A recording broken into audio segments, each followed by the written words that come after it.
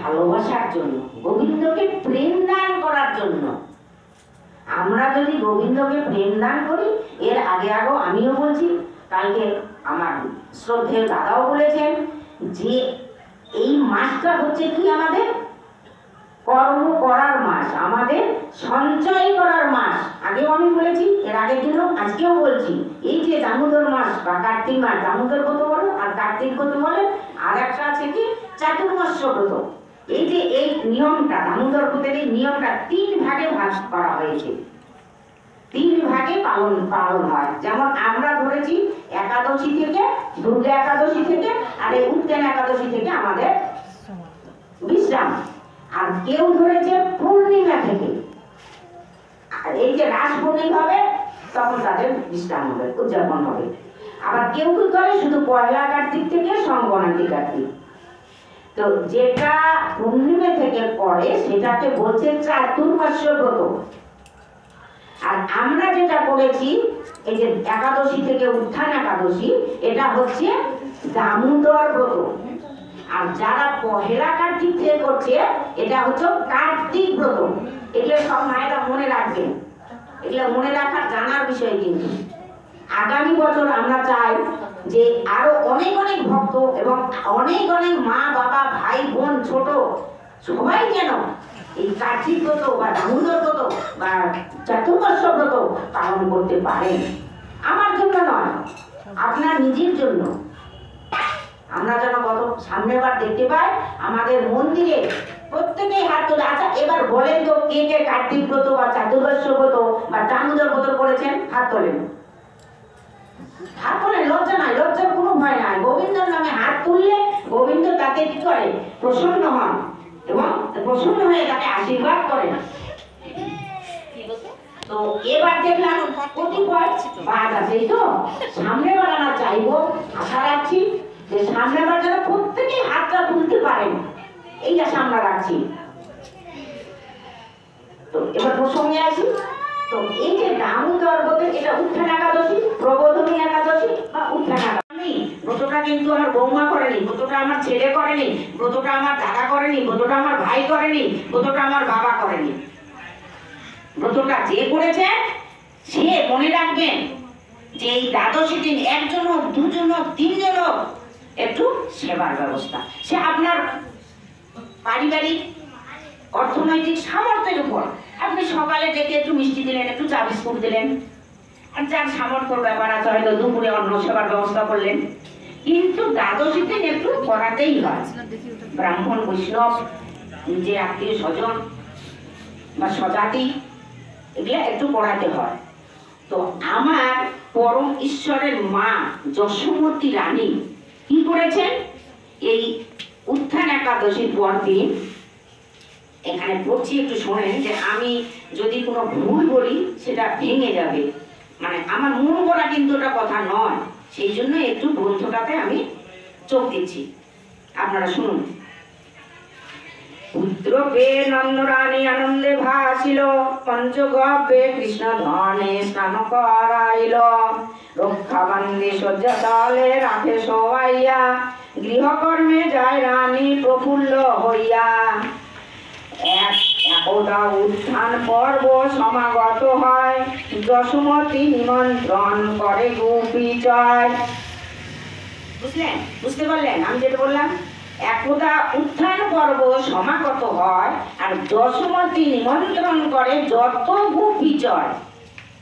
ব্রজে তো গোবার গোপী, আমাদের মতো তো এরকম জায়গা নয় ব্রজভূমি বৃন্দাবন। তো যত গোপীজয়কে তিনি নিমন্ত্রণ করেছেন, কে? যশোমতী, গোপালের মা। তো নিমন্ত্রণ করেছেন, তাদের তো রন্ধন করতে হবে, সেবা দিতে হবে। তার জন্য কি করেছে? গোপালকে একটা শকট, শকট বলতে বোঝায় একটা গাড়ি, যেই গাড়ি করে নন্দরাজা দুধ, ননি, ছানা, মাখন হাট বাজারে নিয়ে যান বিক্রি করতে। তো ঘরের মধ্যে সেই গাড়ি আর গাড়ির নিচে বিছানা করে গোপালকে শুয়ে দিয়েছেন। তো রান্না করতে গোপালকে কোলে নিয়ে রান্না করা সম্ভব নয়, তাই গোপালকে ওই শকটের নিচে শোয়াই দিয়েছেন। তো সকল যে সবাই দিয়ে রাধারানী তো এদিকে রান্না করছে আর গোপীদের নিমন্ত্রণ করেছেন, অনেক যত গোপ গোপী আসছেন সবার সঙ্গে আলাপ আলোচনা করছেন, রান্নাও করছেন, আনন্দে তাদের সেবা দিচ্ছেন। তার মনটা কিন্তু আর গোপালকে যে শুইয়ে দিয়েছে সেদিকে আর নেই। তার মনটা কোথায় আছে? গোপী সেবা। গোপীদের নিমন্ত্রণ করে এনেছে, তাদের সেবা দিতে হবে, তাদের আপ্যায়ন করতে হবে। তার মনটা তাদের মধ্যেই পড়ে আছে। তো যশোমতী রানী ওইদিকে গোপীর সেবার কাজে ব্যস্ত। এদিকে কাণ্ড ঘটেছে কি, গোপালের খিদে পেয়ে গেছে। তো যখন গোপালের খিদে পেয়েছে তো কান্না করছে। তো গোপাল তো স্বয়ং ভগবান, তো ও এখন যদি সবে তো জানে আমি যে মাকে ডাকি তো মা খাওয়ার দিকে দুধ দিবে, এখন গোপাল চিন্তা করছে আমি তো শিশু, দুগ্ধবৎস শিশু, তো আমি যদি এখন জোরে জোরে মাকে ডাকি তাহলে তো আমার লীলা আর হবে না। এই চিন্তা করে গোপাল কি করলেন, একটু কাঁদছেন, কান্না করছেন, কিন্তু মায়ের কোনো সাড়া পাচ্ছেন না। যখন মায়ের সাড়া পাচ্ছে না তখন গোপাল রেগে গেছে। কি হয়, আমাদেরও বাচ্চা তাই হয়তো, আপনাদের হয় নাকি? যখন মাকে ডাকে গোপাল বা কান্না করে, মানে মাকে ডাকে ছোট বাচ্চা, তো তারপরে যখন মায়ের কোনো সাড়া পাচ্ছে না তখন গোপাল কি করলেন, পা তুলে শকট, মানে ওই যে গাড়িটা, মার লাঠি, ভগবানের লাঠি, তো ভালো রূপে তো লীলা করছেন কিন্তু আসলে তো ভগবান।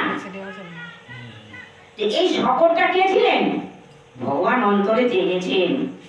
এই শকটটা হচ্ছে শকটাসুর, অসুর, শকটাসুর অসুর। তখন অসুরকে মার লাভ ধপাস, পপা ভাষায়, বইয়ের ভাষায় হচ্ছে, গ্রন্থের ভাষায় পপা, আমরা সাধারণত ভাষায় বলি কি ধপাস করে পড়ে গেল বা ধপ করে পড়ে গেল।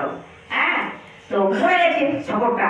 তো শকটটা পড়ে শকটের নিচে গোপালকে শুয়ে রেখেছে মা যশোমতী। তাহলে শকটটা যদি পরে কোথায় পড়বে? গোপালের উপরেই তো পড়বে, এটা তো স্বাভাবিক কথা নাকি? গোপালের উপরেই পড়বে। কিন্তু না, শকটটা গোপালের উপরে পড়েনি। কেন পড়েনি? গোপাল তো ভগবান, তাকে কেউ মারতে পারে? তার কোনো ক্ষতি হতে পারে না। তিনি তো ভগবান, তিনি তো লীলা করার জন্য প্রকট হয়েছেন, আবির্ভূত হয়েছেন। তাকে যদি কেউ মারতে পারে তাহলে তো আর লীলা হবে না। তো শকটাসুর তখন ধপার, তখন কেটে গেছে। এখন বড় মেরে যদি উঠে দৌড়ে মায়ের কাছে যায় তাহলে তো ধরা পড়া যাবে, আর তো লীলা হবে না। তখন সাইডে আছে, তারপরে ধীরে ধীরে উপরে উঠে গেছে, শকটের উপরে উঠে গেছে। তো ওই যে শব্দটা হয়েছে, তখন ওই শব্দটা শুনে গোপীগণ বলছে যশোমতীকে যে দিদি দিদি একটা শব্দ বললে। শব্দ কিসের শব্দ? কিসের শব্দ জানি না, একটা শব্দ হলো। তো কি শব্দ? সব খোঁজ খোঁজ করে দৌড় এদিক ওদিক করছে। তখন শুনতে পাচ্ছে কি, কিছুই না, ওই একবারটাই শব্দটা একবারই তো করেছে, কাজে তো একবারই শব্দ হবে, এত বেশি হবে না। তখন তো সবাই খুব খুবই এদিকে দৌড়ে দৌড়ে, যশোমতী মাও দৌড়ে যশোমতী তো চলে যাচ্ছে রোহিণীর কাছে। ও কিছু হলে রোহিণী বড় দিদি, রোহিণীর শরণাপন্ন। আর এদিকে গোপিনীগণ যশোমতী আসছে, দেখি তো গোপালকে শোয়ায়। তখন যশোমতীর একটু টনক নড়েছে, কি দেখি তো আমি তো গোপালকে শোয়ায় রেখে আসছি শকটের নিচে, তো একটু দেখি গোপাল কেন। এর আগের ঘটনা, আগের দিনের ঘটনা হয়ে গেছে, পুতনা এসে নিয়ে গেছিল, সেই কোথায় পুতনা, মরা পুতনার উপরে বসেছিল। তো মনে প্রাণে ভয় যশোমতী। তো যশোমতী তখন যাচ্ছে, দেখছে কি যে যাই তো দেখি তো গোপাল কি করছে। আমি তো গোপালকে ঘরে শুয়ে দিয়েছি অনেকক্ষণ হলো, আর তো গোপালকে দেখিনি। এই ভেবে যশোমতী যখন যাচ্ছে, গিয়ে দেখছেন কি গোপাল শকট পড়ে আছে, গোপাল তার উপর। এই তো দৌড়ে গিয়ে যশোমতী গোপাল করে নিয়েছে। গোপাল করে নিয়ে মুখে চুম্বন, গালে চুম্বন, মাথায় চুম্বন, ষাঁড় বাছা, ষাঁড় মানে ইত্যাদি ইত্যাদি মায়েরা বাচ্চাদের ছোট গোপালদের যা করেন আর কি, যশোমতী করছেন, গোপীরা করছেন, সবাই গোপালকে আদর করছেন। তো আর গোপাল তখন কি বলছে, গোপাল তো চিন্তা করছে যে ঠিক হয়েছে, কেননা আমি তো ডাকছিলাম তোমরা তো শুনলে না। তো এভাবে এটা লীলা হয়ে গেল। তারপরে গোপালের তো লীলা শেষ নাই, অনন্ত মহিমা, অনন্ত লীলা, কতই বা আমরা বলতে পারি আর জানি। এই অধমের বদলে আর কত বেশি হয়তো আসবে না, হবে না। এভাবে তখন যশোমতী মা কি করলেন, গোপালকে কোলে নিয়ে আদর যত্ন করছেন আর আছে। তো এটা হলো একদিনের কথা। পরের দিন কি করেছেন, তৃণাবর্ত, মানে এই যে পুতনাকে পাঠিয়েছিলেন কংস রাজা গোপালকে বধ করার জন্য, পুতনা বধ করতে পারেননি, এই খবরটা কংসের রাজ্যে চলে আসছে মথুরায়।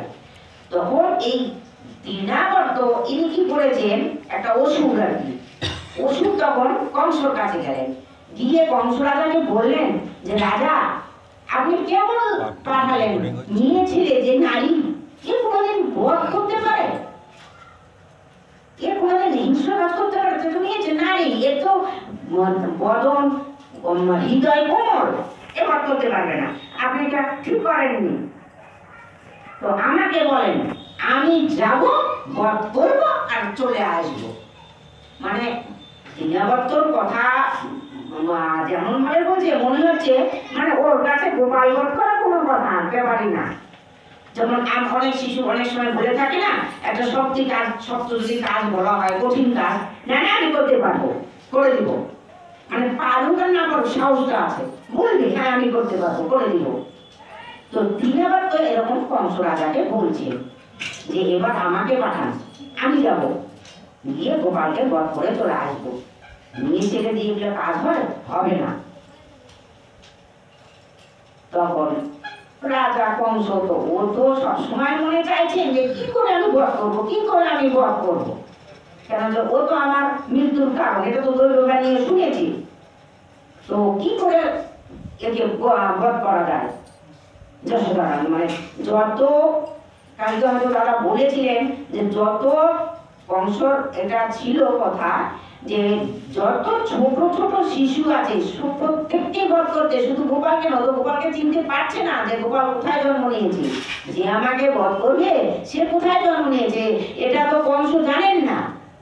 তার জন্য তিনি কি করেছেন, যেমন ওই যে একটা পুকুরে যদি পানা থাকে, পানা কচু একটু যদি থাকে কি করে, গোটা পুকুরটাই কিন্তু ছেয়ে নেয়, যতই তুমি পানাটা তুলে ফেলো ও পুকুরটাকে ছেয়ে নিবেই।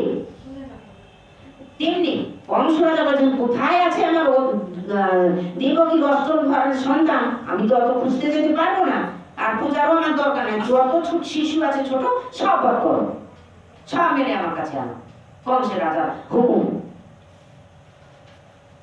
তো সেই জন্য ওরা সব বধ করবে। তখন তৃণাবর্ত বলছে যে আমাকে পাঠানো, আমি যাই দেখি পারি কিনা। তো তৃণাবর্ত যাবেন, তৈরি হচ্ছেন, সেই বিশাল আকার ধারণ করে। এদিকে আমার গোপাল কি করেছে, মায়ের কোলে স্তন্যপান করছেন, মায়ের দুগ্ধ পান করছেন। আর তখন মনে মনে ঈশ্বর আমার চিন্তা করছেন যে ওখানে তো এই কাণ্ড হচ্ছে, কি কাণ্ড হচ্ছে, অন্তর্যামী ভগবান অন্তরে সব জেনে নিয়েছেন, তৃণাবর্ত আসছে আমাকে বধ করার জন্য, তো এখানেও আমাকে তো কিছু বুদ্ধি করতে হবে। তখন কি করে মায়েকে স্তন্যপান করাচ্ছে, তো মায়ের কোলে থাকলে তো ওকে নিয়ে যেতে পারবে না, তুমি তো বধ করতে পারবে না, আর গোবিন্দর তৃণাবর্তকে উদ্ধার করা হবে না। সেই জন্য তিনি বললেন কি মায়ের কোলে মা যখন স্তন দিচ্ছেন তখন তিনি ঘুমিয়ে গেলেন। আমরা বলি না আলগা ঘুম বা মিছামিছি ঘুম, যেটা আমাদের একটা দেশি চলতি ভাষা আর কি, মিছামিছি এমনি এমনি ঘুম, আর ঘুম নয় কিন্তু এমনি এমনি ঘুম, এরকম মায়ের কোলে তিনি মনে হচ্ছে নিদ্রা গেছেন, নিদ্রিত। আর সাধারণত একটা বাচ্চার নিদ্রা গেলে কি হয়, তাকে মনে হয় একটু ভারী ভারী, তো যশোমতীকে লাগছে কি একটু ভারী ভারী। তখন যশোমতী বলছে, যশোমতী বললাম এর আগেও যে কিছু মনে হলে সঙ্গে সঙ্গে দিদি রোহিণী, রোহিণী ছাড়া আর গতি নাই। মানে রোহিণী ওর সমাধান করতে পারুক আর না পারুক, ও রোহিণীর শরণাপন্ন হবে। এটা যশোমতী সব জায়গায় সব আমরা প্রায় এই ভাগবতে প্রত্যেকটা বাল্যলীলার মধ্যে যখনই বালকের কিছু হয় যশোমতী রোহিণীর কাছে আগে যায়, পরে কিন্তু অন্যদিকে যায়। তো যশোমতী তখন রোহিণীর শরণাপন্ন, দিদি দিদি দিদি দেখো তো, আসো তো আসো তো, কি যে গোপালকে না খুব ভারী লাগছে। তখন তো রোহিণী আসলো, রোহিণী আসে বলছে গোপালকে ভারী লাগছে, তো কি মাথা খারাপ হয়ে গেছে, তুই পাগল হয়ে গেছিস? গোপালকে ভারী লাগছে ওরকম কথা বলতে হয় না। কোলের ছিল কোলে কোনোদিন ভারী লাগে? আর এই কথা কোনোদিন মাকে বলতে আছে? এটা মাকে বলতে নাই। তো ভারী লাগছে, গোপাল তো ঘুমিয়ে গেছে, দেখ দেখ ঘুমিয়ে গেছে। তো গোপালকে কি কর, সবাই দে, ওই ঘুমানো ছেলেটাকে করে নিয়ে থাকতে হবে, সবাই দে। যখন রোহিণী বললো তো দিদির কথা, তখন কি করলেন, শুয়ে দিলেন। যশোমতী মা গোপালকে শুয়ে দিলেন, শুয়ে দিয়ে নিজের কাজ করছেন, সংসারের যত কাজ।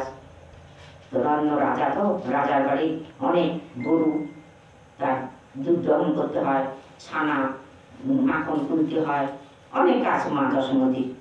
তখনকার দিনে তো এরকম বাড়ি বাড়ি কাজের লোক ছিল না, নিজে নিজেই সবার নিজে নিজের কাজ করতে হতো। তো যশোমতী মা তখন নিজের গৃহকর্মে ব্যস্ত। গোপালকে তো ঘুমিয়ে গেছে, শুয়ে দিয়েছি। এদিকে তৃণাবর্ত, ওই যে কংসের সঙ্গে কথা হলো, হওয়ার পর সে বিশাল কায় তনু, বিশাল কায় মানে বড়, বিশাল বড় তনু মানে শরীর দেহ ধারণ করে তিনি আসছেন।